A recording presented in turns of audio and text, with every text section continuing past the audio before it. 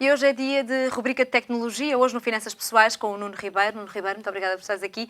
Começamos com a Alibaba. É oficial, é o maior O maior IPO de IPO de sempre. sempre e que teve uma subida estrondosa no primeiro dia de entrada em bolsa, de 38%. E, portanto, confirma-se como o maior IPO de sempre, a captar o maior volume de sempre e, mais do que isso, a colocar Jack Ma como garantidamente o maior multimilionário da China. O que é impressionante é que Jack Ma, há 15 anos atrás, era um professor que ganhava $20 por mês. E hoje, 15 anos depois, é a pessoa mais rica da China e, portanto, era um péssimo aluno. E, portanto, reparem como uma pessoa que nem sempre seja vista como melhor e com maior potencial na escola, de facto é altamente empreendedor e que consegue criar um gigante como a Alibaba. E qual é a razão do sucesso? Para quem não acompanha estes assuntos, pensa, Alibaba, muitas vezes o nome pode dizer quase nada e agora temos este resultado que é estrondoso. Tem muito a ver com a dimensão do mercado chinês, a determinação e a grande confiança que Jack Ma tem naquilo que é o seu projeto. Ele não é propriamente uma pessoa que vem da área da IT, portanto, ele era um professor, portanto, ou seja, ao contrário dos restantes empreendedores nestas áreas, da Google, Facebook, etc., que são engenheiros. Jack Ma tem uma formação completamente diferente, tem uma determinação tão grande ou equivalente aos outros.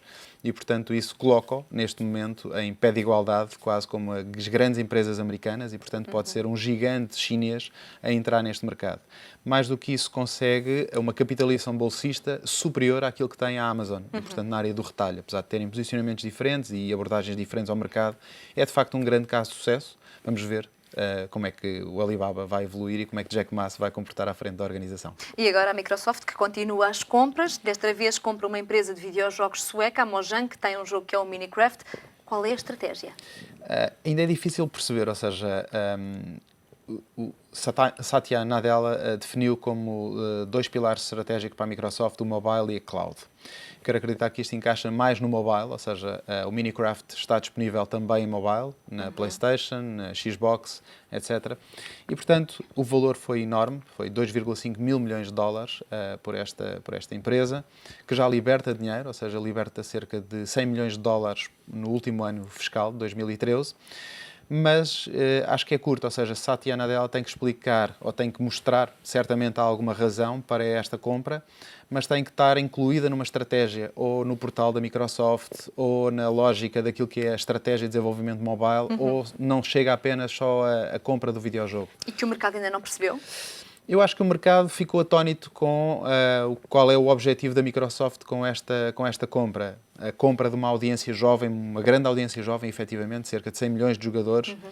Como é que a seguir vai monetizar e qual é a estratégia? Portanto, é só isso que falta explicar, mas certamente Nadella tem de ter um rumo para esta e uma explicação lógica para esta compra. Em destaque também esta semana no mundo tecnológico, Larry Ellison está de saída da Oracle.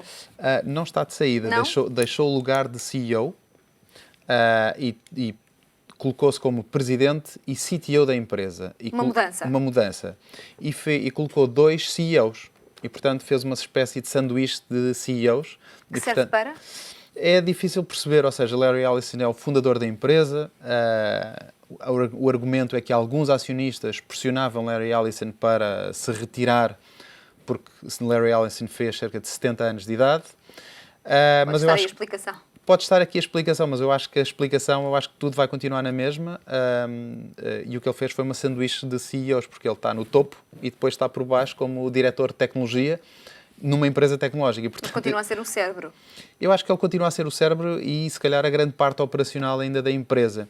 Eu acho que os novos CEOs vão ter que continuar a trabalhar com Larry Ellison, efetivamente, tanto a reportar ao presidente, como também como tendo Larry Ellison como diretor tecnológico. E agora a primeira grande entrevista do Tim Cook ao Charlie Rose, 2 horas de entrevista, o que é há a reter? Há a reter vários pontos, ou seja, eu acho que esta é a primeira grande entrevista desde que Tim Cook assume o lugar de CEO. Não é a primeira entrevista que Tim Cook dá, Tim Cook já deu várias entrevistas, mas é uma entrevista diferente e num contexto diferente. Primeiro, Charlie Rose é um jornalista de grande dimensão, não só nos Estados Unidos, mas no mundo, e, portanto, faz entrevistas muito mais pessoais do que aquilo que são as entrevistas mais focadas naquilo que é o negócio da Apple. E eu acho que esta entrevista revela quem é Tim Cook, mais do que qual é o plano.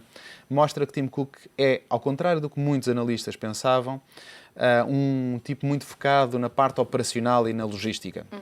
Tim Cook, com esta entrevista, é claro para mim, ou seja, é um estratega, não há dúvida nenhuma que é um estratega da Apple, e certamente foi ele que também ajudou Steve Jobs a definir muita da estratégia ao longo dos últimos 13 anos que esteve em conjunto com Steve Jobs, e portanto reflete-se muito aquilo que é a visão de Tim Cook.